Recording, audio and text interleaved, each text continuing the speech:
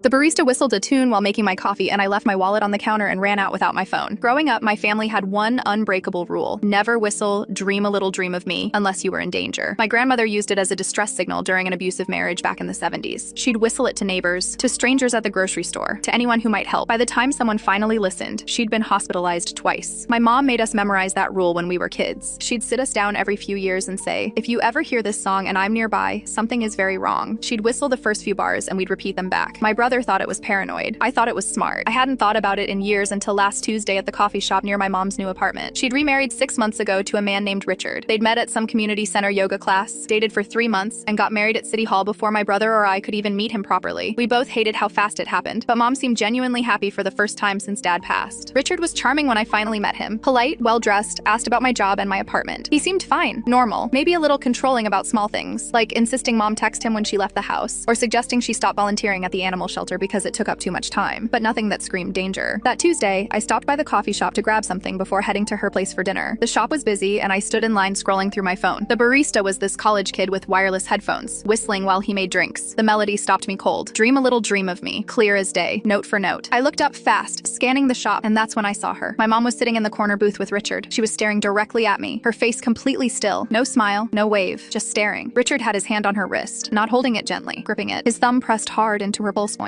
and even from across the room, I could see her hand was turning red. When he turned to grab his phone off the table, I saw them. Dark purple bruises running up her forearm, half hidden by her sleeve. She was wearing long sleeves in 70-degree weather. My mom's eyes locked onto mine, and she nodded once, sharp, deliberate. Then she looked away, her face going neutral again. As Richard turned back to her, the barista was still whistling. He glanced at me, then at my mom's table, then back at his espresso machine. He wasn't just whistling randomly. He was looping the same 8 bars over and over. My brain kicked into gear. I grabbed my bag and bolted, left my wallet on the counter, left my phone charging by the pickup area, left my coffee order completely. I ran 3 blocks to the police station, nearly getting hit by a car at the intersection. I burst through the doors and told the officer at the desk that my mother was in danger. I gave them her address, Richard's name, everything I could remember. They asked if I had proof. I said no, just a song and a look, and I could hear how insane it sounded coming out of my mouth, but I kept talking. I told them about the bruises, the grip on her wrist, the way she'd nodded at me like she was saying goodbye. 2 officers drove me back to Mom's apartment. I used the spare key she'd given me months ago. The door was locked from the inside with a deadbolt, which she never used. They knocked, no answer. They knocked again, identified themselves as police. Still nothing. 1 officer kicked the door open. Mom was locked in the bedroom. Richard had taken her phone, her car keys, and her purse. He'd told her that morning she wasn't allowed to leave until he said so. She'd been trapped there for 2 days. The barista? Mom had gone to that coffee shop 3 days earlier and paid him $50 to whistle "Dream a Little Dream of Me" on repeat if I ever walked in. She knew I stopped there sometimes. She was betting on me showing up, betting on me remembering, betting on me acting fast enough. Richard was arrested at his office an hour later. Mom's staying with me now. The barista got a $500 tip.